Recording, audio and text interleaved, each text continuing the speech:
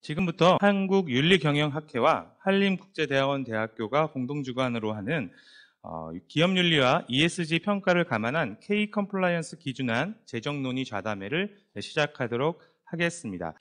본 행사의 행사명은 기업윤리와 ESG 평가를 감안한 K-컴플라이언스 기준 재정 논의고요. 부제는 좀 더 직접적입니다. 부제는 적용 및 입증 가능성 제고를 위한 ISO 기반의 K-컴플라이언스 기준안 제시입니다. 그래서 굉장히 실무적으로 도움이 될 수 있는 주제에 대해서 약 3시간에 걸쳐서 이야기하고자 하고요. 그리고 본 세미나 자료는 한국윤리경영학회 홈페이지에서 다운로드가 가능합니다. 그래서 본 자담회를 이제 하실 때 가볍게 발표자들의 가지고 있는 사고에 대해서 들어보시면서 나중에 발표 자료와 함께 보시면 좀 더 유익한 시간을 가지게 될 것으로 보입니다. 그리고 본 좌담회의 참여 기관으로는 한국생산성본부 인증원, 한국표준협회, 삼도회계법인, 위드회계법인, FN가이드, 신한금융투자, 한국경영기술지도사회, 한국스마트의료기기 산업진흥재단, 그리고 마지막으로 국가기술표준원 지식서비스 전문위원회가 참여기관으로 참여하게 됐습니다. 그리고 한국윤리경영학회 협약기관인 이노크루에서 촬영 및 송출 협조를 해주고 계시고요. 한국생산성본부 인증원에서 장소를 후원해 주셨습니다. 그래서 지금부터서 저희 좌담회를 시작하도록 하겠습니다. 저희 좌담회의 식수는요. 약 발표자 4분의 발표자와 중간에 쉬는 시간을 가질 거고요. 그리고 패널들이 참여하는 전문 좌담회 형태로 진행되고자 합니다. 그래서 발표 중심이기보다는 좌담회 중심으로 정말 필요한 이야기들을 할 수 있게끔 그렇게 구성을 하였습니다. 다음으로는 귀빈 소개가 있겠습니다. 한림국제대학원대학교 이정학 총장님께서 참석해 주셨습니다. 다음으로는 이 좌담회에 있어서 전체적인 기획과 의사결정과 큰 후원을 해주신 한국윤리경영학회 성상현 학회장님 참여해 주셨습니다. 다음은 한국경영기술지도사회 김오현 회장님께서 참석해 주셨습니다. 다음은 FN가이드 김군호 대표이사님께서 참석해 주셨습니다. 다음은 한국생산성본부 인증원 이동규 부원장님께서 참석해 주셨습니다. 삼도회계법인 신하준 전무이사님께서 참석해 주셨습니다. 위드회계법인 이영석 대표이사님께서 참석해 주셨습니다. 한국스마트의료기기산업진흥재단 허영 부이사님께서 참석해 주셨습니다. 신한금융투자 김용필 부장님 참석해 주셨습니다.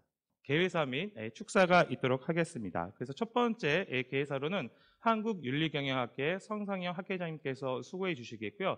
그 다음은 한림국제대학원대학교 이정환 총장님께서 개회사를 공동개회사를 해주시겠습니다. 마지막으로는 한국경영기술지도사회 김오연 회장님께서 축사가 있겠습니다. 안녕하십니까. 한국윤리경영학회 회장을 맡고 있는 동국대학교 성상현 교수입니다. 반갑습니다.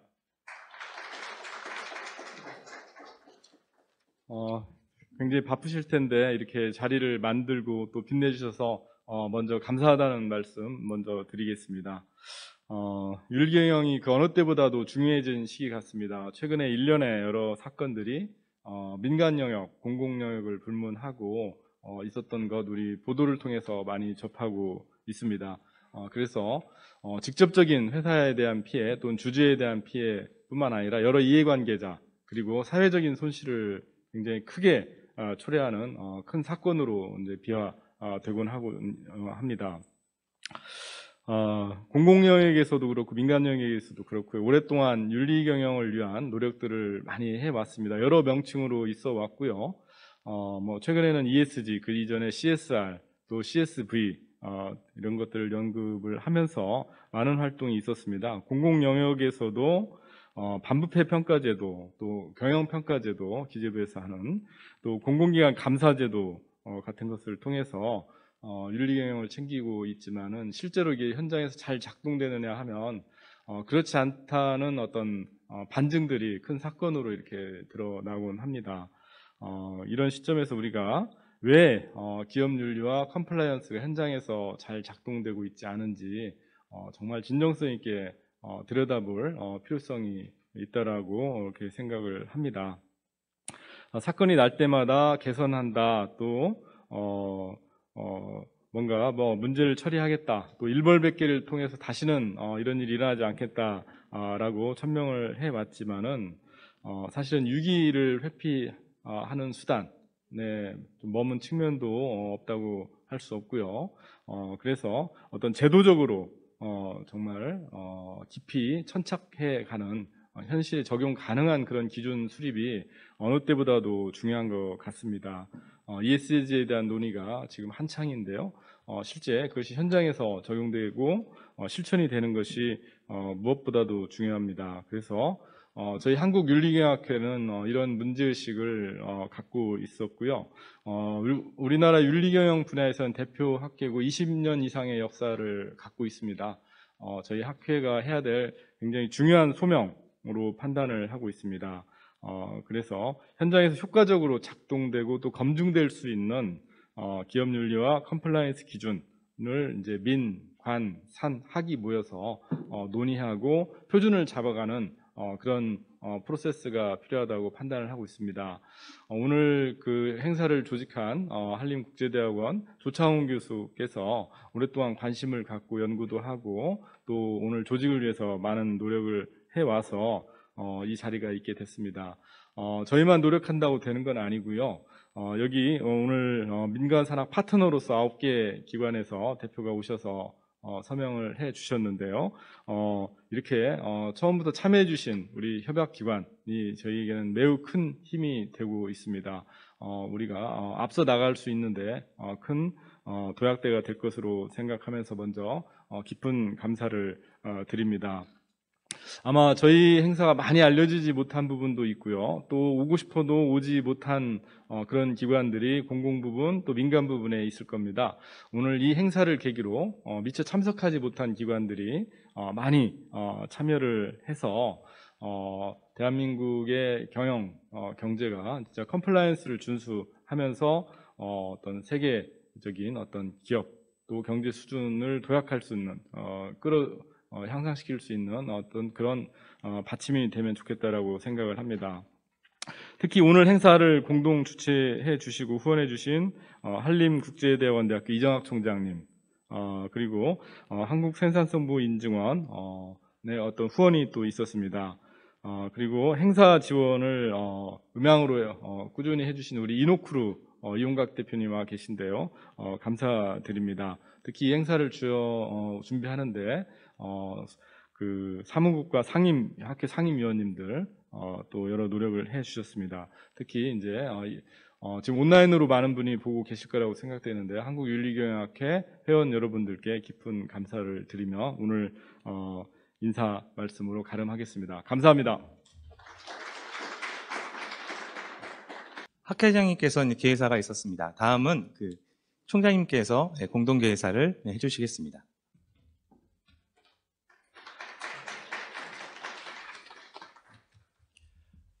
안녕하십니까. 한림국제대학원대학교 총장 이정학입니다. 이제 코로나도 조금 약해지고 이렇게 오늘 청명한 날씨에 저에게 환영할 기회를 주신 이 한국윤리경영학회 성상현 학회장님과 이사님들께 감사드립니다.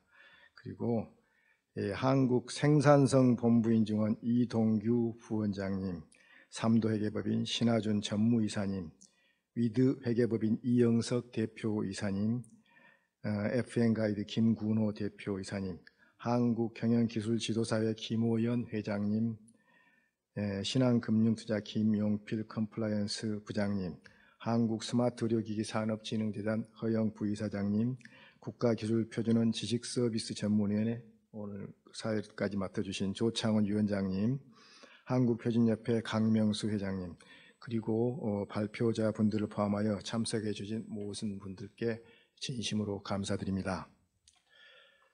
아카데미에서 기업 윤리 경영 분야를 대표하는 한국윤리경영학회와 글로벌 기준 ISO의 글로컬라이제이션의 강점을 가지고 있는 한림국제대학원대학교가 기업 윤리와 ESG 평가를 위한 K-컴플라이언스 기준 제정 방향에 대한 공개 자담회를 공동으로 주최하게 되어 영광스럽게 생각합니다.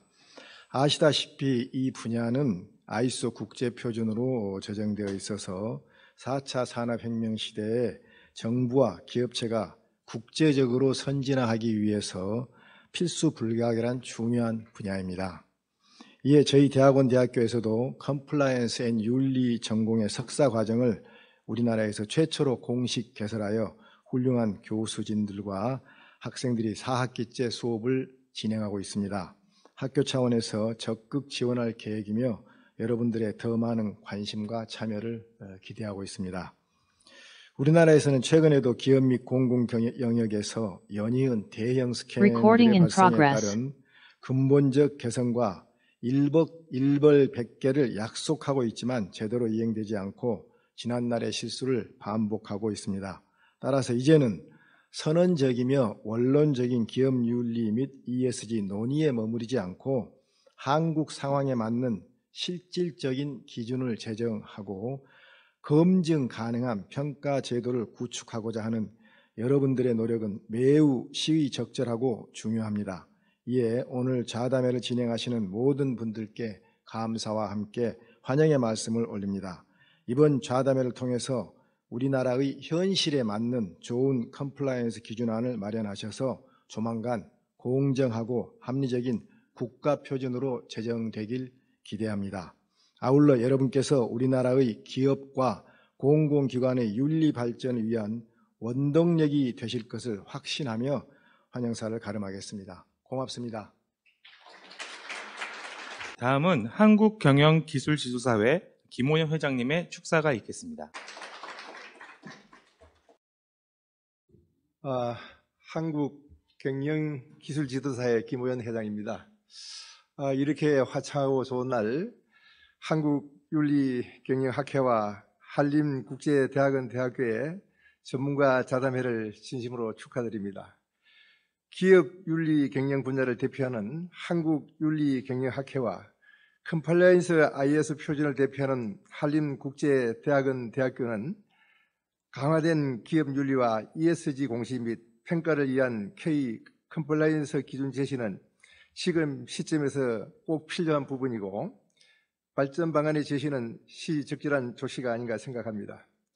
특히 작년 국가 비전과 전략 연구 과제로 우리나라 컴플라이언스 및 인정 평가 방법론을 검증 가능한 시각에서 ISO 37301 기반 제시는 큰 의미가 있다고 생각이 됩니다.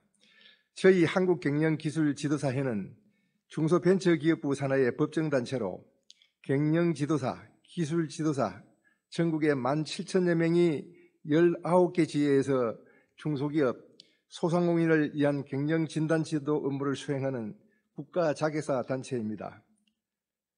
최근에 특히 100여 명의 그 ESG 분야 전문가들이 각 분야에서 열심히 활동을 하고 있고 계속 교육을 통해 전문가를 배출하며 현장에서 컨설팅 업무를 수행하고 있습니다. 이분들과 한국윤리경영학회 및 한림국제대학원 대학교의 교류와 정진으로 서로 윈윈한 협력체계가 구축된다면 이 분야 발전에 큰 기여가 있으리라고 생각이 듭니다. 거듭 두 기관의 전문가 자담회를 축하드리고 양 기관의 발전을 기원드립니다. 감사합니다. 예, 세 분의 멋진 개회사와 축사가 있었습니다. 지금부터서는 이제 본 행사죠. 그래서 발표와 좌담회 시간을 갖도록 하겠습니다. 첫 번째 발표입니다. 첫 번째 발표는 글로벌 스탠다드 기반의 K 컴플라이언스 기준안 제정의 필요성에 대해서 한림국제대학원 대학교 컴플라이언스 윤리전공 조창웅 교수가 발표하도록 하겠습니다. 접니다. 발표 자료는 한국윤리경영학회 홈페이지에 게시되어 있으니까 언제든지 확인이 가능합니다. 저의 그 발표에 관련돼서 이제 크게 이제 말씀드릴 내용은 ISO 37301의 개요 및 특징, 그리고 가장 중요한 적용상의 한계에 대해서 이야기하고자 하고요. 그리고 작년에 국가 연구과제로 수행되었던 ISO 3730의 초안과 관련돼서 어떻게 됐는지 이야기하도록 하겠습니다. 그리고 그 초안이 기존의 우리나라 컴플라이언스 제도들하고 어떤 차이가 있는지에 대해서 이 말씀을 올리고자 하고요. 마지막으로는 그 작년의 연구과제를 좀 더 업그레이드 시키기 위해서 어떤 식의 접근이 필요할 것인지에 대해서 말씀드리도록 하겠습니다. 시대적인 문제의식은요, 지금 앞에 개회사나 축사에서 말씀해 주신 것처럼, 컴플라이언스 기준, 또 윤리 기준, ESG 기준은 있습니다. 근데 다만, 문제가 터졌을 때 그게 과연 효과적이었냐, 이런 거에 대한 문제의식이 있었고요. 최근에 아시다시피 모 기업들 같은 경우에 효과적인 컴플라이언스가 무엇이냐, 그래서 이제 법원에서도 이렇게 논의가 이루어지고 있고, 최근에 큰 은행이죠. 은행에서도 이제 불안전 판매라든가 여러 가지 이슈들로 해서 과연 효과적인 컴플라이언스 기준이 무엇이냐, 그 적용은 또 무엇이냐, 이거에 대한 법적 판단이 치열하게 진행이 된 바 있습니다. 그래서 과연 지금의 컴플라이언스 제도가 어떤 식으로 한계점이라든가 개선점이 필요한지에 대해서 이제 이야기하고자 합니다. 그리고 이제 말씀드렸던 것처럼 이게 본 연구 배경은 전혀 없었던 건 아니고요. 작년에 경제인문 사회 연구의 수의 연구 과제로 해서 수행된 바가 있습니다. 그래서 한국윤리경영학회 업무 협약기관인 한림국제대학원 대학교가 형사정책 법무연구원하고 이제 공동으로 수행을 했고요. 그래서 이름이 기업 윤리경영 인증제도 도입 및 운영 방안에 대한 연구로 해서 국가 연구과제로 수행된 바가 있습니다. 그래서 저희 윤리경영학회 회원인 저하고 김상수 교수께서 공동으로 수행하였습니다. 그래서 그걸 이제 보시게 되면 이제 저희가 주로 이제 연구했던 문제의식이 K 컴플라이언스 기준에 대해서 한번 제시를 해보자. 이제 이렇게 이제 문제의식을 가졌고요. 연구를 하면서도 이제 굉장히 문제의식이 깊었던 게 뭐냐면 우리나라에서 각계 법률과 규정에서 컴플라이언스를 제한적으로 다루고 있지 통합적인 기준에서 컴플라이언스를 다루고 있지 않습니다. 그래서 과연 국가에서 총괄 컨트롤이 필요하지 않을까 이렇게 말씀드리겠고요.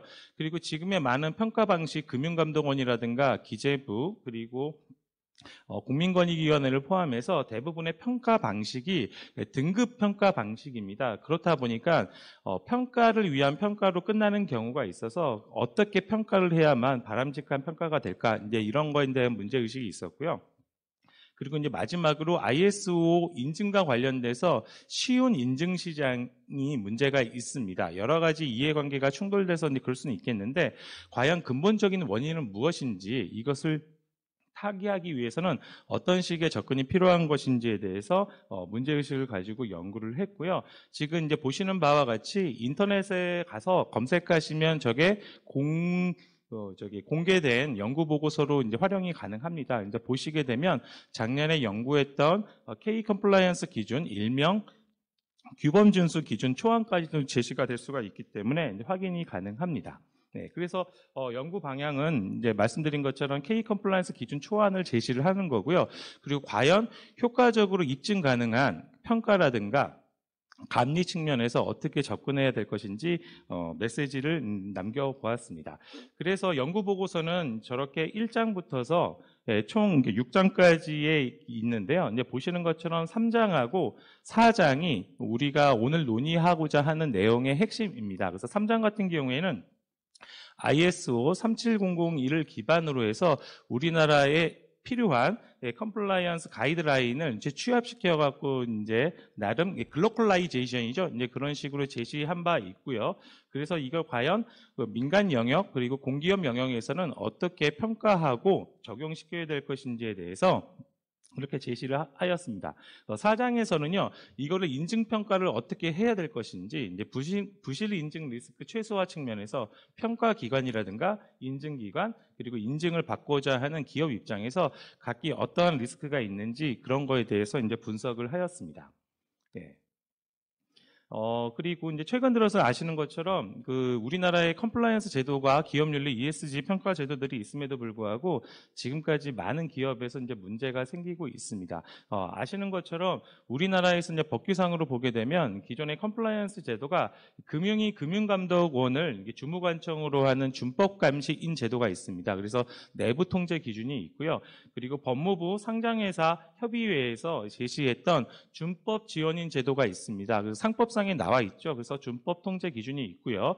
그리고 공정이 공정거래조정원에서 주무관청 역할을 해주고 있는 공정거래 자율준수 관리자 제도가 있습니다. 그래서 우리나라에서는 3개의 컴플라이언스 기준이 있다, 이런 말씀을 드리겠습니다. 그럼에도 불구하고 지금 민간 영역에서도 다양한 사건 사고들이 생기고 있어서 과연 어떤 한계점이 있는지에 대해서 우리가 이제 검토해 볼 필요는 있겠고요. 공공 영역에서는 이제 보시는 것처럼 LH 공사 사태가 작년에 크게 있었죠. 예, 그러면서 많은 제도들이 바뀌었습니다. 예, 그러면서 이제 들고 나왔던 제시했던 게 공공기관 경영평가 개선 방안이 있습니다. 그래서 예전에 3점이었던 것을 5점으로 이제 상승시키면서요, 기업 윤리 책임자 제도 그리고 윤리 경영 모델에 따라서 공공기관의 윤리 경영을 평가하겠다라고 이제 숙제를 제시한 바가 있습니다. 그래서 지금 많은 공공 영역에서는 올 6월 말까지 기업 윤리 책임자 제도를 선임했던 내역을 이제 기재부에다가 이제 보고를 해야 되고요. 그 내년도까지 윤리 경영 실적에 대해서 이제 보고를 해야 되는 숙제가 놓여 있습니다. 그래서 아무래도 제가 생각할 때는 LH 공사 사태가 터지면서 기존의 평가 제도를 유지하면서 좀 개선하고자 했던 노력이지 않을까, 이런 말씀을 드리겠습니다. 그래서 공공 영역에서는 주무관청이 기재부, 권익위 그리고 사후적인 감사를 맡고 있는 감사원입니다. 그런데 윤리 경영, 컴플라이언스가 사전적인 측면이 중요하죠. 그런 측면에서 기존의 제도가 갖고 있는 한계점들이 있어서 이걸 어떻게 극복해야 될 것인지 그런 고민을 하게 됐습니다. 그나마 이제 진일보했던 게 뭐냐면 작년 말이었죠. 기재부에서 공공영역 윤리경영 표준 모델을 제시를 했습니다. 근데 아시는 것처럼 코소 기본 모형을 준용을 해서 원칙을 제시했을 뿐이지 구체적으로 어떻게 해야 된다에 대해서는 방향성을 제시를 하지 않고 있습니다. 그래서 공공 영역에서는 과연 이 원칙 제시를 가지고 어떻게 구현해서 입증 자료를 내야 될 것인지 굉장히 고민이 많을 텐데, 이제 그런 측면에서 기존 우리나라 컴플라이언스 제도가 갖고 있는 기준을 가지고 어떻게 적용시키면 될 것인지에 대해서 고민을 하였습니다. 그리고 이제 보시는 것처럼 아까 말씀드렸던 것처럼 이제 시범 작성을 해서 평가를 한다고 하죠. 그래서 공공기관 입장에서는 굉장히 지금 숙제에 놓여 있는데 좀 아쉬운 점이 있습니다. 무슨 얘기냐면 시장성 공기업 중에 이제 일정 6개의 공기업이 있죠. 상장회사입니다. 상장회사이면 당연히 준법 지원인 제도 적용을 받아서 이제 구현을 해야 되는데 공기업임에도 불구하고 준법 지원인 제도를 운영하고 있지 않습니다. 이제 그 말의 의미는 과연 어떠한 프레임워크를 가지고 기업의 윤리 경영, ESG 또는 컴플라이언스를 체계적으로 운영할 수 있을 것인지에 대한 기본적인 준비가 안 되어 있는 게 아닌가, 이런 이제 문제 의식이 있어서 본 연구할 때 굉장히 참고했던 의식이고요. 그리고 또 이제 국민권익위원회에서 작년에 기업 컴플라이언스 관련된 규정이라든가 평가를 하겠다라고 해서 여러 가지 일련의 활동들을 해왔습니다. 그래서 이제 보시는 것처럼 저도 기준제정위원장으로 참여하면서 여러 활동들을 했었는데 아직까지도 계속 그 후속 연구를 수행하면서 구체적인 기준을 제시를 하지 못하고 있습니다. 그래서 공공 영역에서는 기재부의 윤리경영 평가 모델 적용과 관련된 이슈도 있고요. 그리고 국민권익위원회 기업 컴플라이언스 평가 제도와 관련돼서 이제 숙제가 놓여 있어서 과연 어떠한 프레임워크를 가지고 이것을 접근해야 될 것인지에 대해서 굉장히 고민이 많습니다. 그래서 이런 것들을 우리가 기존의 검증 가능한 그리고 글로벌 스탠다드 기반의 컴플라이언스 기준을 어떻게 녹아내서 모범 답안을 만들어낼 수 있을 것인지에 대해서 고민을 하게 됐습니다. 그래서 규범 준수 기준 초안을 제시를 하였고요. 그리고 이제 말씀드린 것처럼 규범 준수 기준은 ISO 37001을 기반으로 해서 이제 제시를 하였습니다. 그래서 이제 좀 이렇게 순서를 좀 바꿔보면 저희가 기준을 어떻게 제시를 했냐면 이제 보시는 것처럼 ISO 37301을 이제 우리나라에서 다루고 있는 컴플라이언스 기준하고요.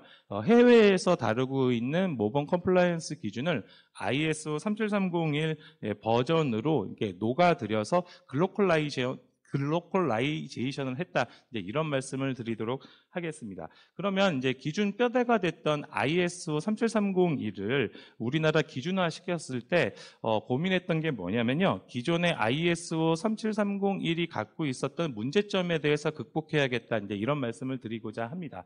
약간 이제 조심스럽긴 하는데요. 기존의 ISO 컴플라이언스 관련된 그 인증이 리스크가 뭐냐면 기준 자체는 굉장히 좋습니다. 예, 그리고 내용 자체도 되게 좋은데 그게 이제 외국에서 이렇게 아무래도 이제 ISO가 이제 국제 표준이다 보니까 다양한 이해관계자들이 모여서 표준 지침을 제시하다 보니까 우리나라의 실정에 안 맞는 게 있습니다. 근데 그런 한계점이 우선 컸고요. 그렇긴 하더라도 구체적인 개별적인 법률 위반 여부와 상관없이 상위 수준의 글로벌 스탠다드를 제시하고 있다. 이런 측면에서는 누구 하나든 반대할 명분이 없습니다. 그래서 글로벌 기준을 이제 그 수준에 대해서 이제 알 수가 있게 된 건데 이제 문제는 무슨 얘기냐면 또 재밌었던 게 그 ISO 37301 같은 경우에는 우리나라 사람들이 많이 언급하고 있는 미 연방의 법무부죠. 그 DOJ에서 연방양형 지침서에서 효과적인 윤리준법 프로그램에 대한 구체적인 요소를 제시하고 있는데 이거를 시스템적으로 반영하고 있는 게 ISO 37301에 대한 구성이다. 이런 말씀을 드리겠습니다. 본 발표에서는 HLS라든가 PDC 모델에 대해서는 이야기는 하지 않겠습니다만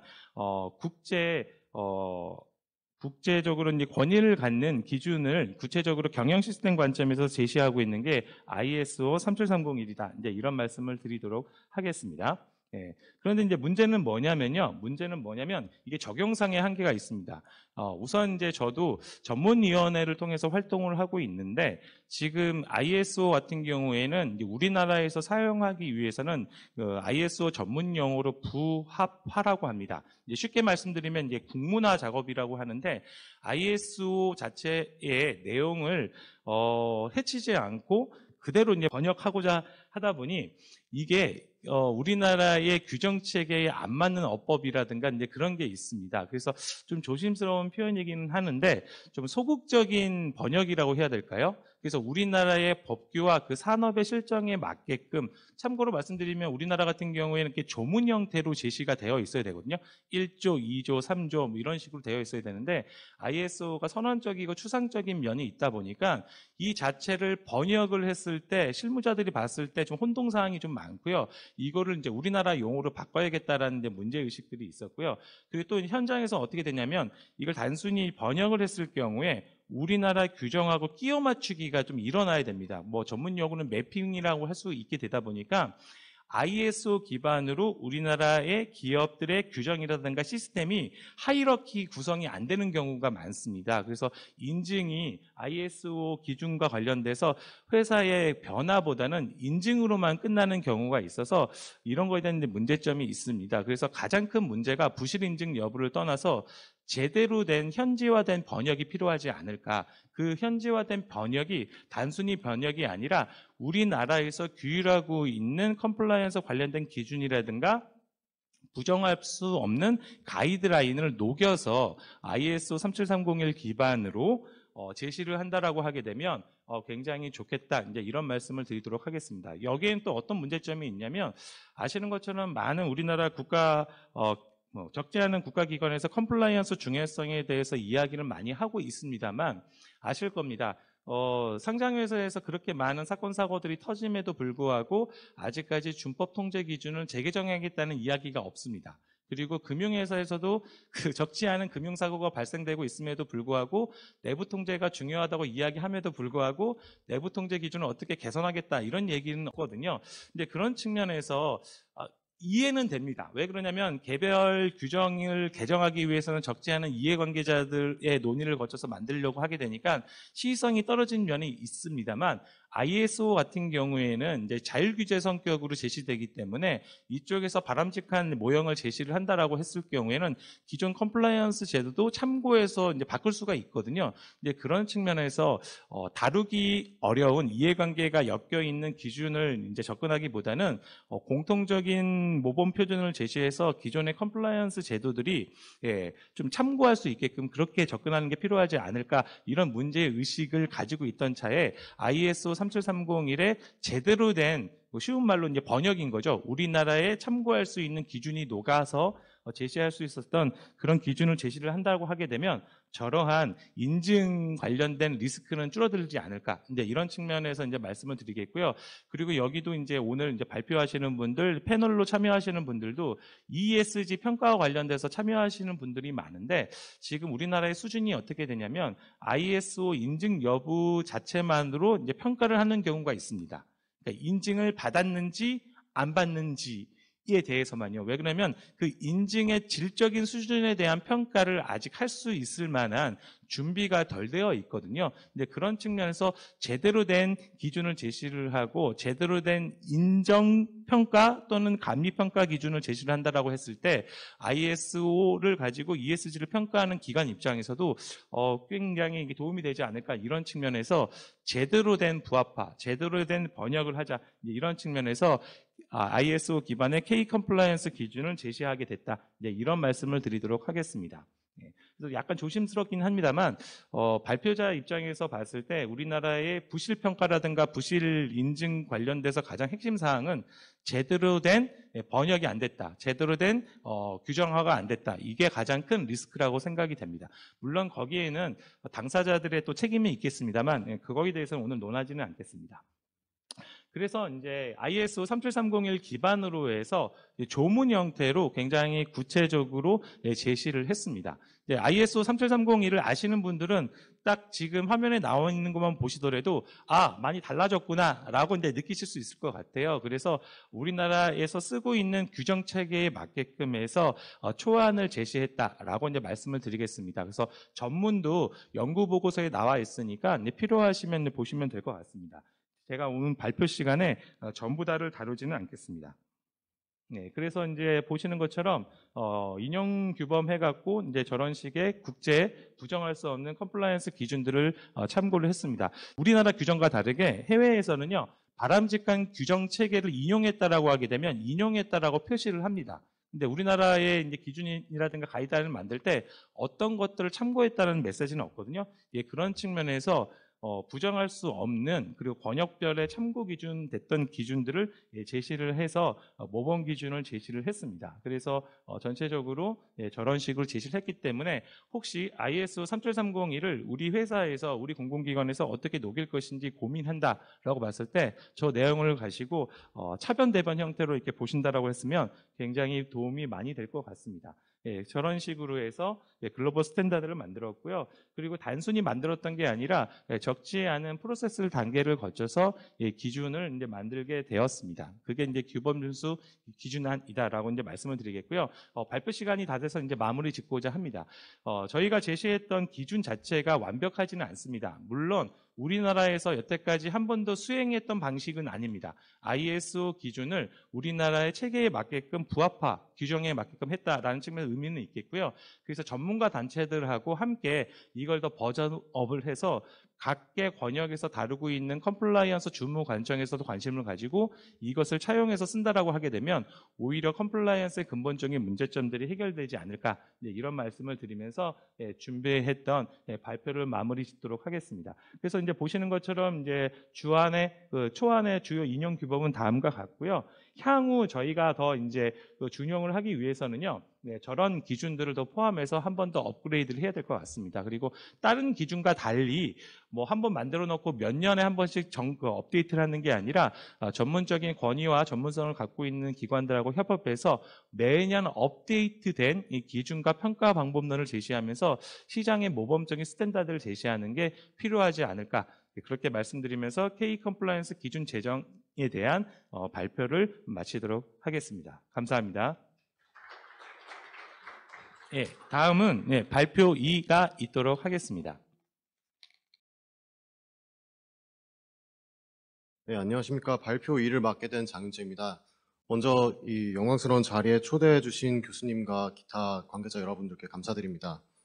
제가 준비한 발표는 ESG 관련 제도 시각에서 본 K 컴플라이언스 기준의 평가 방법론 검토입니다. 먼저 저는 ESG 평가 제도의 관점에서 그 평가와 그리고 ESG 관련 제도의 관점에서 보고자 하며 이것은 이제 K 컴플라이언스 기준 자체에 대한 생각보다는 그런 관련 제도에 비추어 볼 때 이것이 어떠한 의미를 갖는지를 살펴보고자 합니다. 그래서 평가 및 제도 동향을 살펴보고 그 이후에 K 컴플라이언스 기준에 대해서 이 평가 방법과 이 규범 준수 기준이 ES 평가와 관련해서 어떠한 의미를 갖는지 살펴보겠습니다.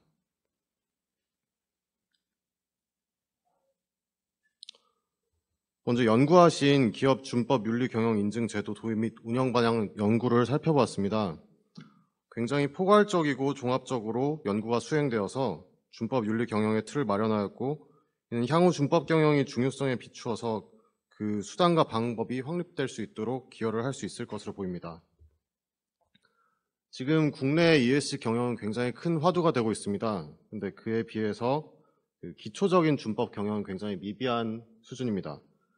그 ESG 경영이 계속 활성화되고 ES 등급이 좋아지고 있음에도 불구하고 사건, 사고 사례는 지속되고 있고요. 기초적인 준법 경영이 이루어진다고 보기 어렵기 때문에 이른바 그린워싱의 우려 또한 이루어지고 있습니다.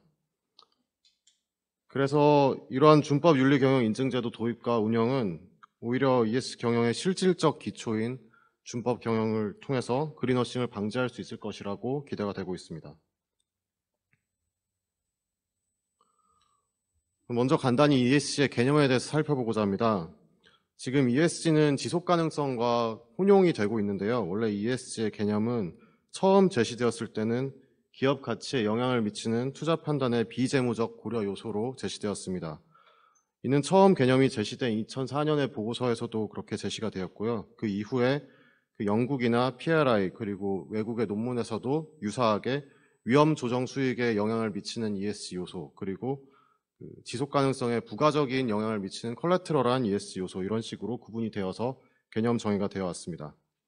하지만 최근 산업계와 그리고 정부 당국을 중심으로 좀 조심스러운 말씀이지만 지속 가능성의 개념과 혼용하여 무분별하게 사용되는 경향이 있습니다. 특히나 통념상 환경, 사회, 지배구조는 굉장히 모든 것을 다루고 있다 보니까 그 모든 것을 다 ESG라고 하는 경향이 있고요. 이런 경우에 저희가 이용자의 편의성을 고려해서 그 모든 것을 다 ESG라고 하여야 할지, 또는 다른 규범들과 문헌들을 사용해서 ESG의 정확한 개념이 무엇인지 어떻게 사용해야 되는지는 계속적으로 고민할 필요가 있습니다. 하지만 이는 국제적으로도 유사하게 일어난 일입니다. 개인적으로 국제회의에 여러 번 나가서 그 ESG와 지속 가능성에 대해서 회의를 해본 결과 국제적으로 수많은 전문가들도 여전히 그 개념에 대해서는 혼란을 겪고 있습니다. 하지만 이게 이렇게 개념을 혼용해서 쓸 경우에는 오히려 지속 가능성에 대한 기여의 중요성이 희석될 우려가 있고, 특히나 환경, 사회, 지배구조라는 ES에서 G의 중요성은 점점 더 희석될 우려가 있습니다. 다음으로 ESG 평가 동향에 대해 살펴보겠습니다. 전통적인 지속가능경 평가 모델은 규제 준수 프로세스를 지표화하여서 평가하였습니다. ESG 평가라기보다는 기존의 지속가능 경영 평가라고 할 수 있는데요. 이 당시에는 정량적 성과가 공개가 되지 않았기 때문에 비교 가능성이 낮았고, 내부 통제 시스템을 설문을 통해서 확인할 수가 있었습니다. 예를 들면 그 기존에 굉장히 유명했던 DJSI 평가를 들 수가 있는데요. 이게 시가총액 상위 200위 국내 회사를 중심으로 하다 보니까 굉장히 큰 회사들에 대해서 설문지를 돌려서 그 설문을 받아서 평가를 할 수가 있었습니다. 그렇기 때문에 초기에는 대부분 규범 준수 내부 통제 시스템을 설문을 통해서 확인하고 이를 점수화시키는 식으로 평가가 이루어졌습니다. 그리고 특히 국내에서는 기업 지배 구조가 중요했기 때문에 기업 지배 구조와 관련된 내부 통제를 평가하였고, ES 평가도 그에 기반하여서 평가 체계가 이루어졌습니다. 최근의 ES 평가 모델은 이와 다르게 재무적 중요성 관점에서 이루어지고 있습니다. 그리고 정량적인 성과 중심으로 이루어지고 있습니다. 이는 ESG의 개념이 확대되면서 ESG와 재무적인 성과가 얼라인 되려면 결국은 그 투자 시계가 굉장히 초장기여야 되고, 그렇게 초장기로 투자할 수 있는 것은 결국 대형 연기금인데, 대형 연기금은 투자 유니버스가 굉장히 넓기 때문에 거의 국내 모든 기업에 투자를 하기 때문에 이 모든 기업에게 설문을 하는 것은 제한되었습니다. 그리고 설문이 하는 것이 제한되다 보니까 공개된 정량 지표를 통해서 평가를 하게 되었습니다. 그리고 아무래도 투자 수익률을 올려야 되기 때문에 투자 성과의 중요한 요소를 중심으로 평가하게 되었습니다. 평가 비중이 주로 재무적인 영향을 많이 미치는 것에 대해서 비중을 더 높게 매겼습니다. 그리고 또한 부정적 논란이 발생하는 경우 이것이 실제 수익률에 큰 영향을 미치기 때문에 평가에서 큰 비중을 차지하게 되었습니다. 다음으로 ESG 관련 제도 동향에 대해서 알아보겠습니다. 그 ESG 제도의 동향은 크게 두 가지로 볼 수 있습니다. 먼저 지속 가능성 리스크의 사각지대를 해소한다는 것과 정보 공개 경향입니다. 최근에 독일은 공급망 실사법을 제정해서 그 공급망에 있는 ESG 리스크에 대해서 이사회가 이것을 설명하고 회사가 공시하도록 하고 그에 따른 행정 제재를 부과하고 있습니다. 이에 따라서 EU도 지속 가능성 실사 지침을 제안하였고 입법을 논의하고 있습니다. 또한 기존의 탄소 배출권 제도를 통해서 탄소 배출 규제였는데 그 탄소 배출권 제도의 운영에 따라서 탄소 누출을 다른 곳으로 옮긴다는 탄소 누출이 일어나자 탄소 국경 조정 제도를 통해서 이를 보완하는 입법 또한 논의하고 있습니다. 다음으로 정보 공개 경향을 보자면 정보 공개가 그동안에 정보 공개 이니셔티브가 굉장히 많았는데 이를 통합하는 추세가 있습니다. 유럽에서는 CSRD 등 지속가능성 정보를 공시하도록 하고 있고 이에 있어서 기업이 사회에 미치는 영향 그리고 사회가 기업에 미치는 영향의 두 가지 중요성을 고려하도록 하고 있습니다. 그리고 회계 기준상 지속가능성 회계 기준을 제정하고 있습니다. 얼마 전에 공개 초안을 국내에서 번역을 해서 그에 대한 의견을 수렴하고 있습니다. 이 ISSB 회계 기준에서는 특히나 투자 성과의 중요한 요소 중심으로 지속 가능성 정보를 제시하도록 하고 있으며 기존의 SSB나 TCF 등 유명했던 정보 공개 이니셔티브가 이에 포함되고 있습니다. 다양한 ESG 정보 공개 이니셔티브, SSB, GRI도 협업해서 같이 공통되는 정보를 공개할 수 있도록 하는 이니셔티브를 제정하고 있고 또한 다른 다양한 이니셔티브가 CRD라는 공개 이니셔티브를 만들어서 서로 협조하고 통합하는 추세에 있습니다. 또한 이러한 정보 공개와 지속가능성 리스크의 사각지대 해소를 이사의 의무로 고려함으로써 이사의 의무를 강화하고자 하는 추세도 있습니다.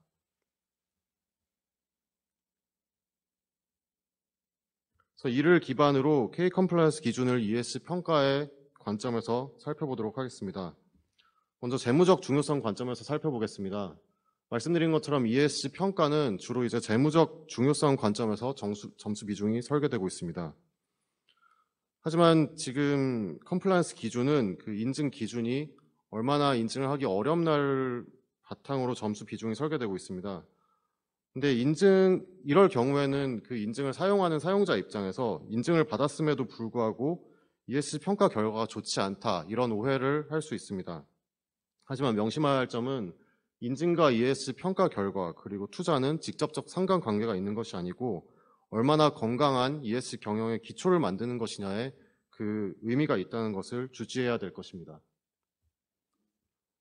그리고 정량 정보를 공개하고 있다는 점이 ESG 관련된 제도와 컴플라이언스 기준의 큰 차이점이라고 볼 수 있습니다. 지금 이 연구에서는 규범 준수 절차를 보고하는 지표가 제시되고 있습니다. 근데 이 인증만 가지고 그 ESG 이니셔티브에 대응할 때는 기업의 입장에서 약간 어려울 수 있는 점이 대부분의 ESG 평가나 ESG 정보 공개 이니셔티브에서는 정량적인 ESG 성과를 공개하도록 하는 것을 요구하고 있습니다. 그렇기 때문에 인증이 물론 ESG 경영의 기초이지만 그럼에도 불구하고 정량적 성과를 보고할 수 있도록 하는 프레임워크를 제시하는 것은 어떤가 이것도 검토해 볼 수 있을 것 같습니다.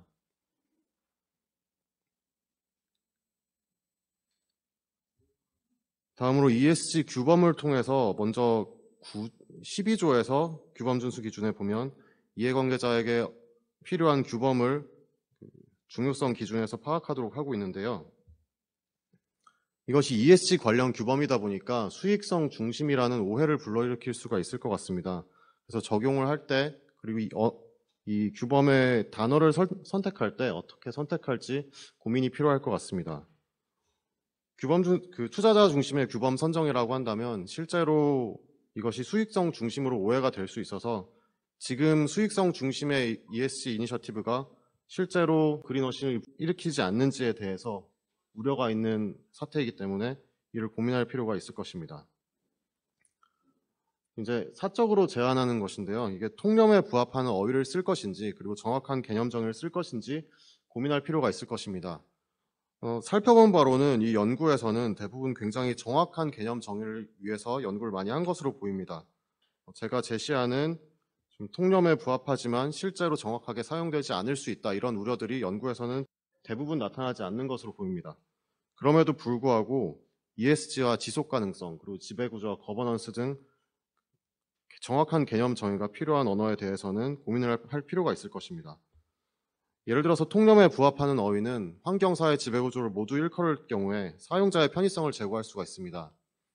ESG 규범을 중에서 어떤 것이 우리에게 중요한지 적용해야 된다라고 한다면 환경과 사회 지배구조에 관련된 모든 규범을 나열해서 검토하고 그 중에 회사에 걸리는 규범을 적용할 수 있을 것입니다. 하지만 깊이 파고 들어갈 때는 오히려 왜곡을 우려할 수가 있을 것입니다.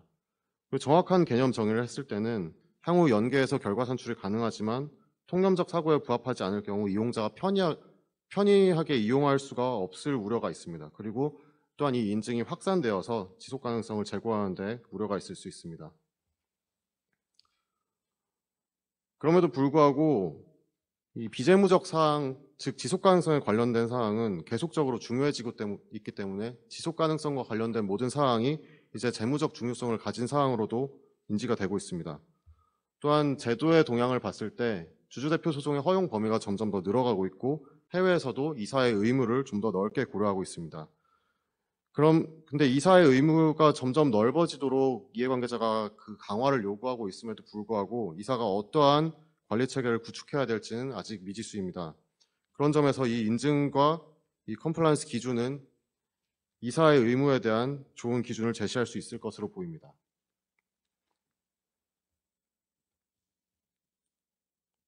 다음으로 실효성 제고 방안에 대해서 살펴보겠습니다.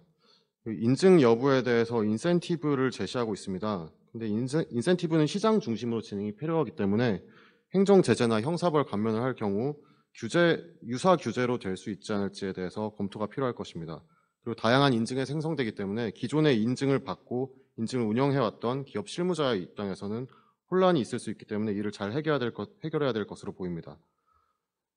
그리고 형사벌이나 행정제재를 감면하려고 할 경우에는 이 컴플라이언스 기준으로 인증을 획득한 조직이 위법행위가 감소한다는 것에 대한 입증이 필요할 것입니다.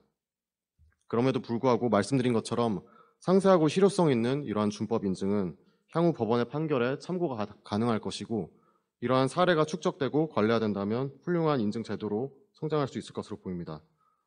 한 가지 첨언하자면 그 연구의 앞쪽에서는 상장회사 이상의 기업 제도에 대해서 시행이 필요하다고 되어 있는데 그 뒷장에서는 대상 기간을 상장회사뿐만 아니라 모든 기업에 확대하고 있어서 이 인센티브 기준에서 유의해서 검토할 필요가 있을 것으로 보입니다.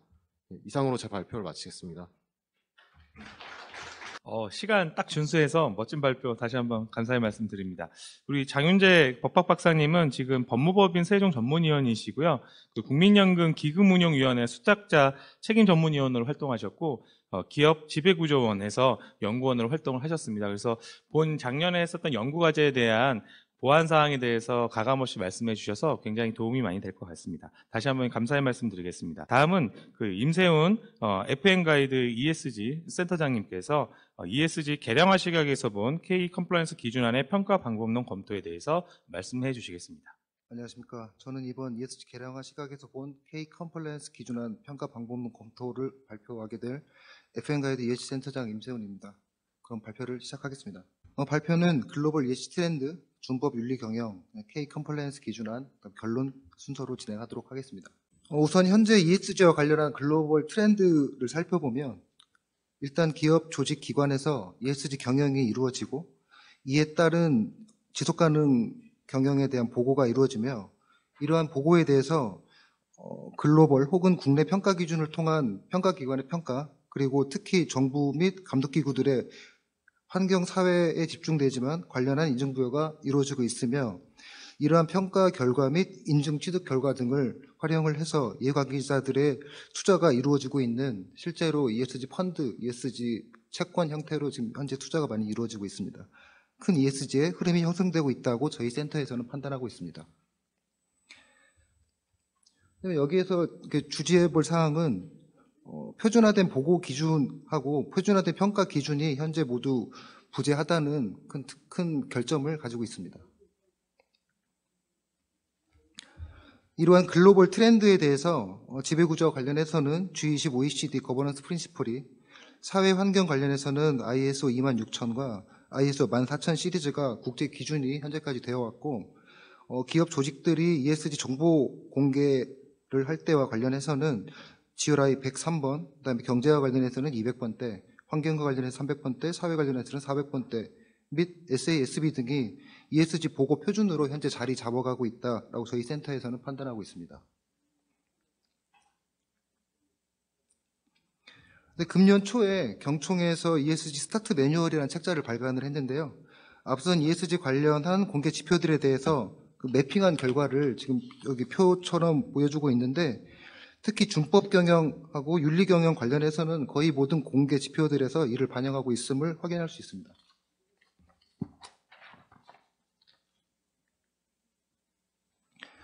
이러한 준법 경영, 윤리 경영과 관련한 범주에 대해서 저희 센터에서는 준법 경영과 윤리 경영이 내부 통제 시스템 범주 내에서 작동을 하고 있고, 이를 통해서 올바른 기업 지배 구조가 형성이 되고 결국엔 ESG 경영을 통한 지속가능 경영이 이루어진다고 판단을 하고 있습니다.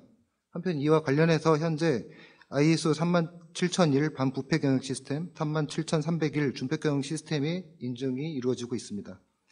따라서 기업이나 조직들은 ESG 관련 인증을 취득하고 ESG 평가 결과 등을 토대로 내부적으로 보완이 필요한 부분을 인식해서 목표와 전략을 재설정하고 시스템을 재정비해서 더 나은 지배구조 시스템을 구축해야 할 필요가 있다고 말씀드릴 수 있겠습니다.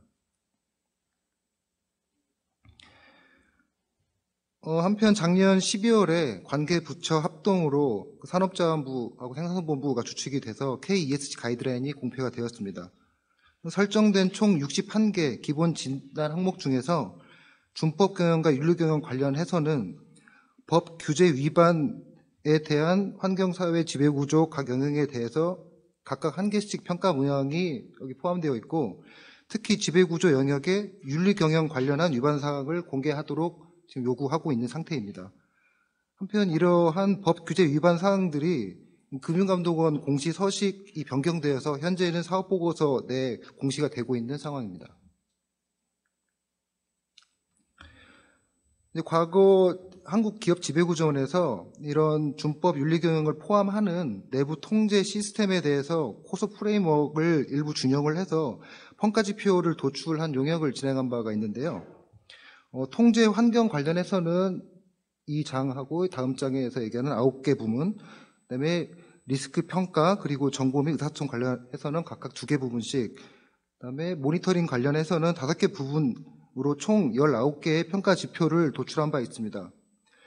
특히 이 중에서 준법 경영하고 윤리 경영 관련해서는 짙은 보라색으로 표시된 부분이 직접적으로 관련이 있는 그 평가 지표에 해당하고, 옅은 보라색으로 표시된 부분은 어느 정도 관련이 있는 것으로 저희 센터에서는 파악하고 있습니다. 그래서 여기에 제시된 19개 그 평가 지표들이 현재 일정 부분 평가 기관들에서 ESG 평가에 실제 적용을 하고 있는 것으로 저희 센터에서는 파악하고 인지하고 있습니다.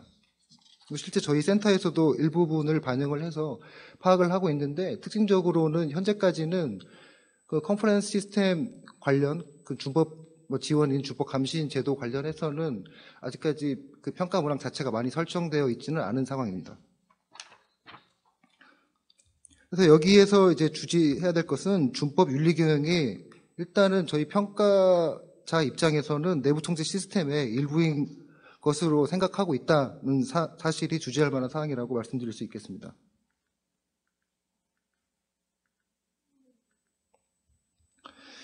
이제 K 컴플라이언스 기준안과 관련해서 준법 경영 인증제도 도입 및 운영 방안 연구 보고서에서는 국내 법 규준, 해외 법 규준을 반영을 해서 글로벌 스탠다드를 국내 현실에 부합하도록 ISO 37301 기반의 K 컴플라이언스 기준안을 제시한다고 밝히고 있습니다. 이제 총 36개 조문으로 K 컴플라이언스 기준안이 구성이 되어 있는데 다음의 표와 같이 ISO 37302를 비롯해서 다양한 국내외 법 규정들을 적용하고 있음을 파악할 수 있었습니다. 실제 연구 보고서에서는 준법 윤리경영 인증 제도와 관련해서 K 컴플라이언스 기준안 조문을 성격별로 형식 요건, 실질 요건, 형식 요건과 실질 요건을 모두 감안한 통합 요건으로 구분해서 총 96개의 세부 측정 지표를 마련을 해서 이 평가를 통해서 인증을 진행을 할 예정인 것으로 저는 파악을 했는데요. 좀 과도한 세부 측정 지표가 마련된 게 아닌가 나름 개인적으로는 판단을 해보았습니다.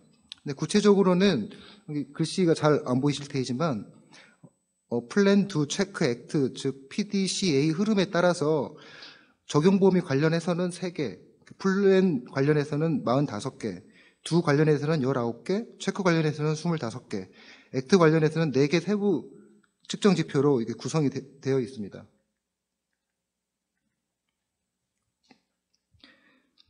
그래서 이러한 세부 측정 지표가 그러니까 서류 평가로 진행되는 형식 요건에 대해서는 64개, 현장 평가로 진행되는 실질 요건에 대해서는 19개, 그리고 형식 요건, 실질 요건이 모두 감안된 통합 요건에 대해서는 13개로 구성이 되어 있으며 기준 안에서는 실질 요건과 통합 요건에 대해서는 아무래도 좀 평가가 이루어지기 좀 까다로운 부분이 있어서 추후 보완할 계획이 있음을 밝히고 있습니다.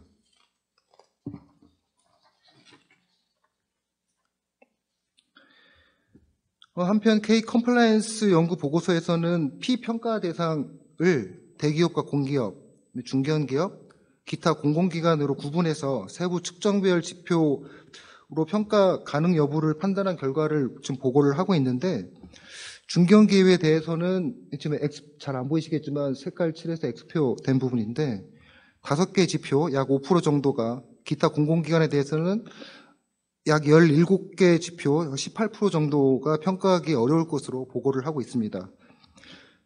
그리고 측정 지표별 평가가 총 2단계로 나누어서 이루어지는데 1단계에서는 이행 수준에 따라서 상, 중, 하, 상에 6점, 중에 3점, 하에 0점으로 평가를 진행을 하고 1단계 평가 점수에 1등급에서 5등급까지의 이행 난이도가 반영된 2단계 평가까지를 반영을 해서 최종 평가 점수가 부여되는 방식을 취하고 있습니다.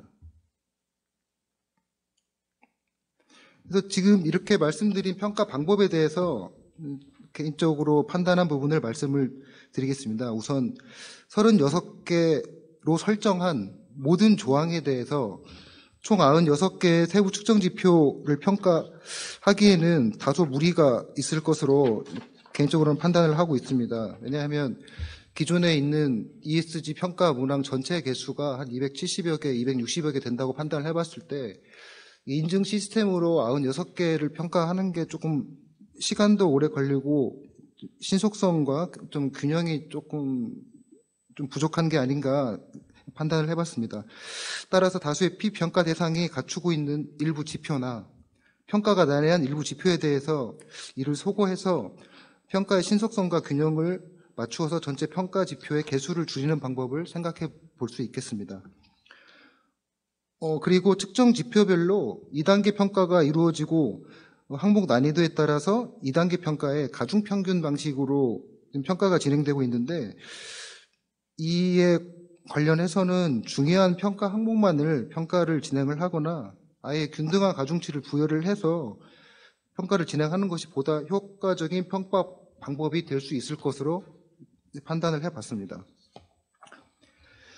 그리고 마지막으로 플랜 투 체크 액트 형식으로 이 본 K 컴플라이언스 그 규범 준수 기준이 지금 구성이 되어 있는데 이는 기존의 ISO 14001, 그다음에 ISO 45001 등 ISO에서 진행하고 있는 인증 방식을 준용을 하고 있고요. 특히나 ISO 37301 컴플라이언스 경영 시스템까지를 충실히 반영을 하고 있어서 앞에 말씀드린 한번 몇 번의 좀 조정을 거쳐서 이 효율적인 평가 문항을 추출을 해서 인증 시스템으로 작동을 한다면 K 컴플라이언스 인증 시스템으로서 잘 작동을 할 수 있지 않을까. 그리고 이 인증 결과가 ESG 평가 결과에 반영되고 앞서 말씀드렸듯이 이건 인증에 대해서 그 평가기관들이 체크를 하는 부분이고 실제 컴플라이언스와 윤리경영 관련해서는 뭐 감점 형태라든지 안 그러면 실제 뭐 조직의 구성 내역이나 실제 뭐 임직원 겸직사항이라든지 실제 관련한 규정을 마련하고 있는지 등등을 앞으로 계속해서 평가가 이루어질 것이므로 인증 시스템이 별도로 잘 기능할 수 있을 것이라고 판단을 해보았습니다. 네, 이상입니다. 예, 꼼꼼한 발표 감사드립니다. 기준을 잘 만드는 것도 중요하지만요, 평가까지도 염두에 두고 기준을 만드는 게 굉장히 중요하다는 거, 저도 연구 수행하면서도 이제 많이 느꼈고요. 그리고 또 이제 필요한 말씀들을 해주셔서 향후 보완 작업할 때 크게 이제 도움이 될 것 같습니다. 기존의 컴플라이언스나 내부 통제 제도가 가지고 있는 문제점이 뭐냐면 기준만 제시하고 끝나는 경우가 많거든요. 그게 어떻게 적용되고 어떻게 평가할 것인지에 대한 고민을 전문적으로 해주신 우리 FN 가이드 ESG 센터장 임세원 경영학 박사님에게 다시 한번 감사의 말씀드리겠습니다. 예, 마지막 발표입니다. 약간 발표가 길어서 조금 부담스러울 수 있겠습니다만 회계 공시 제도 측면에서 본 K 컴플라이언스 기준 안 적용에 대해서 우리 신하준 3도 회계법인 전무이사님께서 말씀해 주시겠습니다. 반갑습니다. 저 3도 회계법인의 신하준 회계사입니다. 오늘 제가 말씀드리려고 하는 부분은 이번에 준법 윤리 경영 준수 프로그램과 관련해서 이거를 기존에 있는 이제 회계 공시 제도하고 서로 비교를 해보면서 어떠한 제도적인 통합성 또는 이제 성장 가능성을 엿볼 수 있는가 하는 점입니다.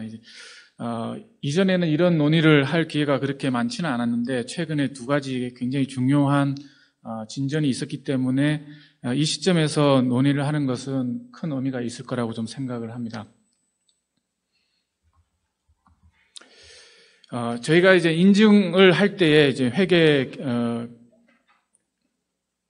인증을 할 때에 이제 인증 기준으로 삼고 있는 것이 좀 있습니다. 저희 회계 기준과 관련해 가지고는 이제 감사 기준 또는 검토 기준 이런 부분들이 있지만은 감사 또는 검토, 재무제표에 대한 감사 또는 검토 이외에 다른 부분에도 수행하는 다양한 이제 확인 업무들이 있고요. 그거를 이제 저희는 역사적 재무 정보에 대한 감사 및 검토 이외의 인증 업무 기준 이걸 두고 있습니다. ISAE 3000이 이제 국제적으로 가장 이제 지속 가능 경영 보고서 인증에 사용되고 있는 기준이거든요. 2020년 기준으로 해서 거의 이제 한 88% 이상의 회계법인들이 채택을 하고 있고 전체 이제 보고서 중에서도 절반 이상 회계법인이나 관계사에 의해서 수행되고 있는 기준입니다. 이 부분을 국내에서는 그렇게 많이 활용을 하지 않고 있어요. 국내에서 발행되는 지속가능 경영 보고서 중에서 손가락에 꼽을 정도로 소수의 보고서만이 ISAE 3000을 사용을 하고 있었고요. 최근 이제 회계감사기준위원회에서 이 ESG 인증 기준을 정비할 그런 필요성도 있고 해서 이 인증 업무 기준을 이제 개정해서 공표를 한 바 있고 2023년 1월 이후에는 인증 업무에 적용할 수 있도록 했습니다. 이 ISAE 3000의 적용 가능 범위가 이제 지속 가능성, 법률 또는 규정의 준수, 경제성 조사 등이 있고, 그래서 오늘 이제 논의하고 있는 이제 ESG 인증이라든지 또는 준법 윤리 경영에 대한 법규원 준수라든지 이 부분에도 얼마든지 이제 적용할 수 있는 기준입니다. 특히 이제 ISAE 3000은 좀 더 포괄적인 상위 이제 기준으로 이제 본다면은 각 개별 이제 항목별로 추정 재무제표라든지 서비스 조직 통제라든지 이런 부분에도 별도 기준을 제정을 해서 함께 적용을 이제 할 수가 있습니다. 그래서 ESG 인증 또는 이제 준법 윤리 준수와 관련된 보고서에 대한 인증도 적용을 할 수 있는 그런 구조로 되어 있습니다. 저희가 이제 인증을 한다 하면은 인증 대상이 있고 인증 대상 정보가 있고 그것에 대한 준거 기준이 있습니다. 흔히 아시다시피 기업의 재무 상태, 성과 및 현금 흐름표는 재무제표를 인증 대상 정보로 하고 그것에 대한 준거 기준, 측정이나 인식에 대한 기준들은 국제 회계 기준 또는 각 국가별로 기업 회계 기준들을 사용하고 있습니다. 잘 아시는 내부 회계 관리 제도와 관련해서는 그 설계 및 운영의 효과성과 관련해서 기업은 내부 회계 관리 제도 운영 실태 보고서를 작성을 하고 있고 보고를 합니다. 이에 대한 이제 평가는 코소 프레임워크 또는 국내의 경우에는 내부 회계 관리 제도 설계 및 운영 개념 체계 그리고 평가 및 보고 모범 기준을 사용을 하고 있습니다. 이런 기초 인증 대상 정보 준거 기준 형태로 되어 있는데 지속 가능성이나 준법 윤리 경영의 경우에도 대상 정보로는 경영 보고서, 준수 보고서가 있을 수 있고 준거 기준은 지속 가능성의 경우에는 GRI, TCFD, SSB 여러 가지 것들이 있고요. 그리고 또 준수 보고서의 경우에도 여러 가지 이제 법 규범들이 좀 있습니다. 그래서 이제 여기 준거 기준들을 저희 준법 윤리 경영과 관련된 준거 기준들을 이제 소개를 해 주셨는데 우리나라의 경우에는 이제 금융회사의 경우에는 준법 관심 제도, 그리고 상장회사의 경우에는 준법 지원인 제도, 그리고 이제 공정거래 자율 준수 관리자 제도를 언급한 바 있고요. 그리고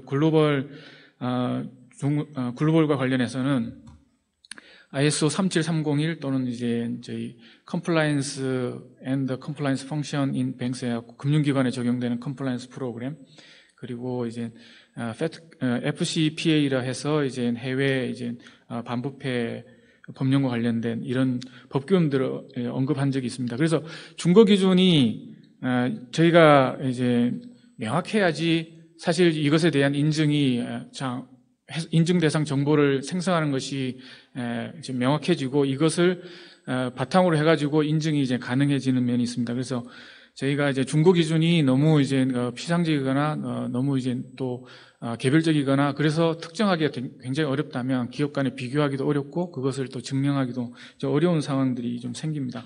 그런 면에서 보면은 앞으로 이제 저희 K 컴플라이언스에서 이제 준법 윤리와 관련된 준수 프로그램을 인정하기 위해서는 준거 기준에 대한 이제 선정과 그것에 대해서 명확하게 요구하는 사항들을 특정할 필요가 좀 있습니다. 그리고 이제 인증의 이제 결과, 그것에 대한 이제 결론을 어떤 식으로 내리느냐.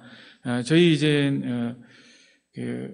아까 인증 업무 기준에서는 합리적 확신과 제한적 확신으로 두 가지로 구분해서 이제 표현을 하고 있습니다. 그래서 합리적 확신의 경우에는 업무 위험 자체를 수용 가능한 낮은 수준으로 감소를 시켜서 적극적인 의견을 표명합니다. 이게 저희가 이제 감사 의견과 동일하다고 좀 보시면 되겠습니다. 재무제표에 대한 감사 또는 내부 회계 관리제도에 대한 감사로 비교를 하시면 되겠는데요. 이 경우에는 저희가 이제 회사에서 제시하는 자료뿐만 아니라 그것에 이제 실제 생성하는 내부 프로세스까지 감사를 하고 그래서 이제 훨씬 더 많은 증거를 수집을 해서 판단을 함으로써 보다 적극적인 의사 표명을 이제 하게 됩니다.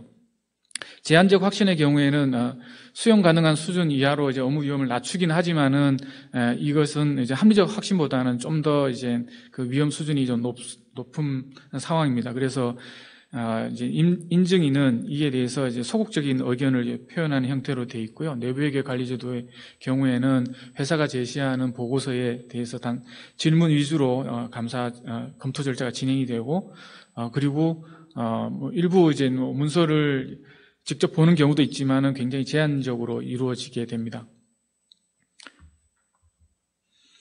그리고 인증인에 대한 부분이 이제 이 기준에 이제 언급이 좀 되어 있습니다. 이제 공인회계서만 인증 업무를 하는 것은 아니고 이제 업무 수행 이사나 다른 구성원 또는 이제 특정 이제 법인이 이러한 인증인이 될 수가 있는 거고요.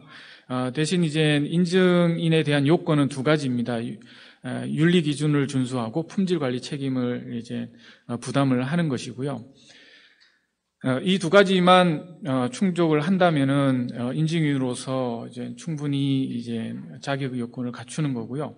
지속 가능 경영 보고서 국내에서 이제 발급되는 인증해주는 기관들을 보면은 한국경영인증원, BSI 그룹 코리아, 한국품질재단 등이 한 50% 이상 국내의 경우에는 인증을 하고 있고 국내 회계법인을 이용하는 경우는 굉장히 적습니다.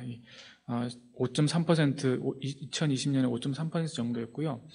이게 이제 해외에 이제 회계법인들이 지속가능 경영 보고서에 대해서 인증하는 그런 비율들을 한번 비교해 보시면 큰 차이가 좀 있습니다. 그리고 이제 준법 경영 저희 준수 프로그램에서 이제 인증 제도의 인증 주체로서 인증 기관을 정부 주도에 의해서 이제 법률적으로 특정하는 그런 형태로 제안을 하고 있습니다. 물론 이제 정부 주도로 이제 진행했을 때 공신력을 확보하기가 훨씬 더 용이할 것이고 조기에 정착할 수 있는 장점은 있습니다만은 향후 인증 대상 기업들이나 기관들이 늘어나고 그리고 이제 그 업무 범위가 늘어날 때에는 인증 기관에 대한 범위가 폭넓게 좀 확대돼야 되는데 그렇게 이제 하자면은 또 이런 품질이라든지 윤리라는 문제 그리고 이제 충분히 업무를 수행할 수 있는 능력이 있는지에 대한 부분들이 항상 이제 도전을 이제 받게 되어 있습니다. 그 부분에 대한 고민도 같이 이제 하면은 이제 평가나 인증에 대한 신뢰성을 중장기적으로도 이제 확보할 수 있지 않을까 생각이 됩니다. 인증 업무를 수행했을 때 여러 가지 요구 사항들이 있는데 여기서 이제 핵심적인 거는 윤리적 그리고 이제 품질 관리와 관련된 책임을 부담하는 것 그리고 실제 업무를 수행할 수 있는 전문적인 지식과 그리고 경험들이 있는 부분들이고요. 이런 것들이 이제 충족되지 않는다면은 그 업무를 이제 수임하지 않거나 이제 거절을 하거나 뭐 이런 부분들이 존재를 하고요. 그리고 이제 그거 외에도 아까 말씀드렸던 준거 기준이 충분히 이제 적합해야 됩니다. 이 적합한 요건에 대해서는 다음 장에서 설명을 드리고요. 그리고 그 기업이나 기관에서 이 법규 준수와 관련돼 있는 각종 증거를 제시할 때 인증인은 충분한 증거를 좀 확보할 수 있어야 됩니다. 그것이 확보가 되지 않을 때에는 의견을 표명하지 않는 상황으로 이제 가야 될 거고요. 아까 준거 기준의 적합성을 다시 한번 좀 말씀을 드리는데 이 부분들이 다양한 법규로 있고 사실 인지되지 않는 사항들까지 있는데 이제 인증인도 충분히 식별하지 못하고 이제 그 회사나 기업들도 인지하지 못하는 그런 상황에서는 정상적인 인증이 진행되지 않을 가능성들이 있고요. 그 부분에 있어서는 훨씬 더 높은 전문성이 요구되는 사항으로 좀 생각이 됩니다.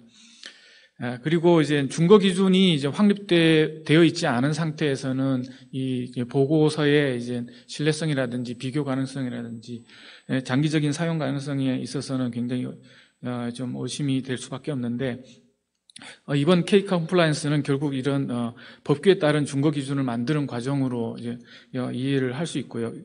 이렇게 이제 법규에 따라서 또는 이제 전문가 집단에서 승인이 된 기준은 충분히 이제 다수의 인증기관들이 사용할 수 있고 기업들이나 기관들이 이에 근거해서 보고서를 작성하고 증거를 이제 제공할 수 있을 거라고 생각이 됩니다. 만약에 확립된 준거 기준이 아닌 경우에는 좀 더 이제 제한된 형태의 이제 보고서가 될 가능성이 높습니다. 그래서 저희가 특정 목적 기준으로 이제 보고서를 발행하는 경우들도 있는데 그러면은 이제 어떤 준거나 어떤 요건들에 대해서만 제한적으로 수행한 업무다라고 이렇게 얘기가 돼야 될 겁니다. 현재 이제 저희 이번 이제 K 컴플라이언스의 경우에도 위험 기반 접근법에 의해서 진행이 되도록 구성이 되어 있고요. 여기서도 이제 중요성에 대한 부분들이 있습니다. 모든 항목들을 동일한 기준으로 동일한 가중치로 이렇게 할 필요까지는 없을 거고 위험의 이제 경중을 따져서 이용자의 의사결정에 중요한 사항들을 중심으로 해가지고 이제 인증 절차가 진행되는 것이 또 필요하고요. 현재 K 컴플라이언스 내에서는 이 평가를 하는 방법의 형식 요건과 실질 요건에 대한 평가로 이렇게 구분을 하고 있습니다. 형식 요건은 이제 서류 평가 중심이고 그리고 실질 요건은 현장 평가 이렇게 이제 표현을 하고 있는데 요거는 저희 인증 업무 기준에 이제 표현으로 하자면은 질문 또는 이제 관찰, 문서 검사, 재수행 이렇게 네 가지 주요한 이제 절차들로 표현을 할 수가 있을 것 같습니다. 그래서 낮은 수준의 이제 의견을 표명할 때는 주로 질문 위주로 하게 될 거고요. 제한된 문서 검사가 있을 겁니다. 하지만 적극적인 의사 표현을 의견을 표명하게 된다면은 직접 감사 증거를 취득하고 재수행 또는 이제 관찰하는 다양한 이제 그 절차의 성격에 맞게끔 전문가의 판단에 의해서 업무 이제 절차들을 정할 필요가 있을 것 같습니다. 현재는 제시하는 형태로 어떤 공고사항일 수도 있는데 각 항목별로 어떤 식으로 평가해야 될지에 대해서 이제 질문을 할지 아니면 다른 현장 검사를 이제 할지 이런 형태로 어떤 항목별로 이제 형식적 평가로 할지 아니면 실질적인 평가로 할지 이렇게 이제 구분을 하고 있는 것은 공고사항으로 이해가 되고 실질적으로 업무를 수행할 때는 전문가가 각 항목의 이제 성격이나 그다음에 위험도에 따라서 판단을 해서 결정을 해야 될 것 같습니다. 그리고 인증 보고서에 대한 얘기가 그렇게 이제 구체적으로 나와 있지 않아 가지고 이 부분들은 이제 좀 더 명확하게 해줄 필요가 있을 것 같습니다. 이제 법규 준수와 관련돼서 일정한 형식의 이제 보고서를 작성하거나 이걸 자체적으로 인증을 할 때나 아니면 이제 제3자가 인증을 할 때 그 보고서의 형식을 일정한 양식으로 제시를 해 줌으로써 이제 결국 이제 준거 기준이 무엇이고 그리고 이제 거기에 이제 인증 업무 기준이 무엇이고 그다음에 그 인증 업무를 수행함에 있어서 제한된 사항들이 무엇인지 이런 부분들이 이제 구분이 됨으로써 이 이제 인증인들이 이제 적극적으로 이제 의견을 표명할 수 있는 상황인지 소극적인 의견밖에 제시할 수 없는 상황인지가 명확하게 좀 제시가 돼야 될 것 같고요. 합리적인 확신을 이제 확신에 대한 의견을 제시한다 하면은 현재 이제 중립성 관점에서 준거 기준에 따라서 작성됐다 이렇게 이제 표현을 이제 한다면 제한적 확신 업무는 준거 기준에 따라서 이제 작성되지 않았다고 믿을 만한 점이 발견되지 않았다. 뭐 이렇게 이제 표현을 하거든요. 현재의 이제 저희 K 컴플라이언스에서 제시하고 있는 거는 통과 또는 이제 fail, 패스 또는 fail이라는 형태니까 결국 제한적 확신에 좀 가까운 상황입니다. 근데 이제 제가 이쪽 인증 업무 기준에서 좀 말씀을 드리고 싶은 것은 마지막 결론에서도 이제 얘기가 되고 있는 거기도 한데, 저희가 내부 회계 관리 제도에서 지금 첫 번째 내부 회계 관리 제도에서 여러 가지 이제 중점 항목으로 75개 중점 항목이 있고 첫 번째가 윤리 경영에 관련된 사항입니다. 그래서 저희가 이제 인증 보고서를 통해서 또는 회사가 인증 보고서에 이제 성공 패스가 될 정도로 충분한 이제 제도와 운영을 이제 하고 있다라고 이제 제시를 한다면은 이제 내부 회계 관리 제도에 대한 감사를 하는 이제 회계법인 감사인에게도 충분히 이제 소구를 할 수 있을 거라고 생각이 됩니다. 그러려면은 이제 충분히 이제 인증 업무 기준이 이제 전문성이라든지 그리고 윤리적 기준이라든지 이제 품질 관리에 대한 책임이라든지 이런 부분들까지 지금 수용을 해줄 수 있어야 되고 그리고 그 결론을 내리는 데 있어서의 이제 충분한 증거를 확보하는 절차와 그것을 결론에 이르는 절차까지도 제시할 수 있어야 될 것으로 생각이 됩니다. 그렇게 된다면은 내부 회계 관리 제도와 연계해 가지고 훨씬 더 많은 이 인증 보고서의 사용처가 좀 확대되지 않을까 생각이 됩니다. 다음으로 두 번째로는 이제 공시 기준입니다. 저희가 이제 보고 기준이나 공시 기준 또는 이제 이렇게 감사 기준 또는 뭐 인증 기준 뭐 이렇게 이제 있는데 여기는 이제 보고 기준은 아닙니다. 보고 기준은 아니지만은 최근에 IFRS 이제 그 지속 가능성 공시 기준이 이제 그 제시가 되면서 앞으로의 이제 방향이 어느 정도 그 결정이 됐습니다. 그래서 이 부분들은 이제 지금 현재 이제 ESG 인증 또는 지속 가능성 보고 뭐 이런 업무들을 하시고 있는 분들이 이제 좀 유의를 좀 해야 될 부분입니다.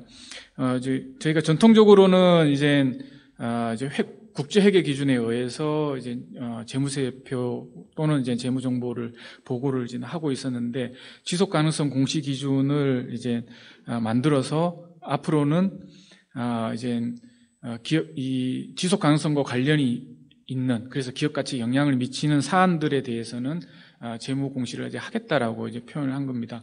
이 부분은 이제 IFRS 적용이 되는 이제 기업들에는 상당한 영향을 미칠 수밖에 없습니다. 그리고 지속 가능성에 대한 부분을 그냥 자율적으로 또는 이제 이제 선택에 의해서 이제 하고 있었다면은 이 부분들은 저희가 국제 이제 투자기관으로 투자를 받거나 아니면은 다른 나라에 상장을 한다거나 뭐 이렇게 되면은 이건 피할 수 없는 상황이 됩니다. 저희가 이제 국내에서 IFRS 지속 가능성 공시 기준을 채택을 이제 하게 된다면은 이제 앞으로 이제 저희가 ESG 관련해 가지고 환경과 관련된 것 또는 이제 사회적 가치와 관련된 거, 가버넌스 관련된 거, 이런 부분들에서 어떤 요소가 기업 가치에 영향을 미친다라고 이제 판단이 된다면 그 부분은 이제 회계적으로 이제 보고가 이루어져야 되는 사항이라고 이제 인식을 하시게 되면 되고요. 이게 좀 굉장히 큰 이제 의미가 있습니다. 지금까지는 저희가 기업 가치를 산정을 할 때에 영업 이익 기준으로 해서 회사의 이제 자산들, 재무적으로 이제 측정이 가능한 자산들 위주로 기업 가치를 이제 평가를 했었고 그것을 중심으로 해가지고 투자가 이루어졌는데 현재의 이제 투자 기관들은 이제 ESG에 대한 부분도 적극적으로 고려를 하겠다라고 이제 하면서 그러면은 이제 투자의 이제 기업 가치에 대한 판단 기준에 ESG에 대한 항목들이 이제 충분히 이제 포함될 사항으로 전환이 된 거고요. 그 중에서 1차적으로는 재무적으로 이제 측정이 가능한 부분들이 대상이 될 겁니다. 근데 그 외에 많은 이제 ESG 항목들이 재무적으로 측정이 아직은 안 되는 부분이 있지만 시간이 가면서 많은 부분들이 이제 인정을 받으면서 공통적으로 일반적으로 인정을 받으면서 측정 가능한 항목들이 늘어날 거로 지금 생각이 됩니다. 마치 이제 재무제표에서도 처음에 이제 저희가 역사적 원가 기준으로 평가를 하다가 현재는 이제 손상 또는 이제 사용가치, 교환가치 또는 공정가치 중심으로 해서 많은 이제 항목들이 이제 공정가치 중심으로 이제 전환이 되어 있습니다. 이제 그런 것처럼 이제 ESG와 관련된 항목들도 현재는 제한된 항목들이 이제 재무적으로 개량화될 수 있겠지만은 시간이 지나면서 많은 부분들이 검증된 방법으로 이제 가치를 측정할 수 있는 상황이 될 것이라고 좀 생각이 되고요. 이때 이제 이 재무적 정보 공시와 관련해 갖고 이번 K 컴플라이언스와 연계해서 좀 고려해야 될 부분들이 이제 이 일반적인 특징 중에 몇 가지가 있습니다. 이것만 좀 말씀드리고 이제 마치겠습니다. 요거는 이제 첫 번째 이제 그 비교 정보입니다. 비교 정보, 전기 비교 정보하고 이제 전기 정보하고 비교해서 표시하도록 이렇게 하고 있습니다.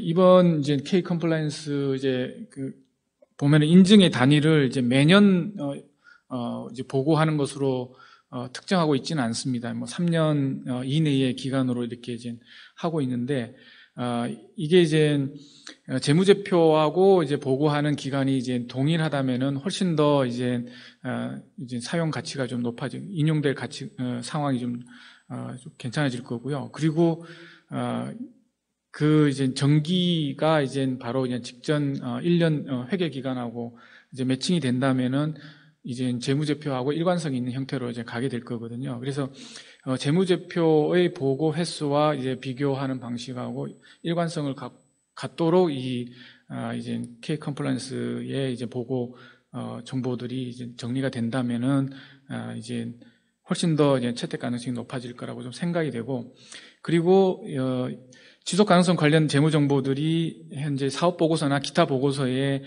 포함이 돼서 공시가 되도록 지금 요구를 하고 있습니다. 이것은 이제 좀 더 많은 이제 공시에 대한 책임을 이제 부담하게 되는 상황으로 이제 전환이 된다는 의미가 있고요. 그리고 이제 다섯 번째 이제 이걸 좀 봐야 될 것 같습니다. 현재 이제 저희가 이제 지속 가능성 이제 보고를 이제 할 때에 통화를 이제 원화로 할 수도 있지만은 달러화도 할 수도 있고 그렇지만은 이제 현재 요구하는 것은 재무제표 작성할 때의 보고 통화와 이제 지속 가능성 보고할 때의 통화를 일치시키라. 그리고 이제 양쪽에서 이제 공통되는 부분에 있어서 어떤 그 원천이 되는 데이터도 동일한 것을 써서 그것으로 이제 양쪽에서 이제 보고를 하도록 이렇게 얘기를 하고 있습니다. 그래서 이제 지속 가능성 보고를 할 때는 이제 약간 좀 더 100이라고 하는 부분을 이제 사용하고 그다음에 이제 재무제표 보고할 때는 이제 50이라고 하는 부분을 사용하고 이렇게 해서 그 차이가 있다면 일관성이 좀 떨어지겠죠. 이런 부분에 있어서도 이제 주의를 이제 해야 되는 부분입니다. 그래서 저는 이제 지속 가능성 공시와 관련해 가지고 ESG 인증 또는 이제 준법 윤리 경영에 대한 인증 이 부분들이 이제 회계 쪽으로 이제 계속 이제 교차점 서로 이제 그 공통되는 부분들이 계속 넓어져 가고 있는 상황이고 K 컴플라이언스가 훨씬 더 많은 기업들에게 이제 또 이게 인용이 되기 위해서는 이제 회계법인 감사인들이 내부 회계 관리 제도의 윤리 경영에 관련해서 요구하고 있는 사항들을 만족시켜 줄 수 있는 수준으로, 그리고 이제 향후 이제 IFRS를 적용하고 있는 기업들이 지속 가능성 공시 기준을 적용을 할 때에 이 ESG 다양한 이제 항목들 중에서 재무적 영향이 있는 기업 가치에 영향을 주는 항목들은 이제 회계법인의 이제 회계 전문가나 아니면 기업 가치 평가 전문가나 이런 부분들하고 같이 협업을 해서 정확하게 그 대상을 이제 식별을 하고 이제 측정을 하고 보고하는 데까지도 같이 이제 일을 해야 되지 않을까 이렇게 생각을 좀 합니다. 네, 이상으로 해서 회계 공시 측면에서 K 컴플라이언스의 적용 방안에 대한 발표를 마치겠습니다. 감사합니다. 굉장히 필요한 말씀 구체적으로 해주셨습니다. 저는 어떤 게 인상 깊었냐면 단순히 이제 인증 평가가 아니라 그 수준에 대해서 책임 수준에 대해서 이렇게 구분해서 접근하는 그 회계사적 시각이 굉장히 필요하구나, 네, 이런 측면에서 많이 느꼈고요. 이상으로 해서 이제 모든 발표를 이제 마치도록 하겠습니다. 원래 시간보다 약간 좀 늦게 쪽이 끝났거든요. 그래서 쉬는 시간을 15분 정도 가져서요. 45분부터서 좀 자유롭게 질문 주고받으면서 패널 좌담회를 진행하도록 하겠습니다. 그래서 발표 시간 모두 이제 마치도록 하겠습니다. 수고 많으셨습니다. 15분 후에 뵙겠습니다.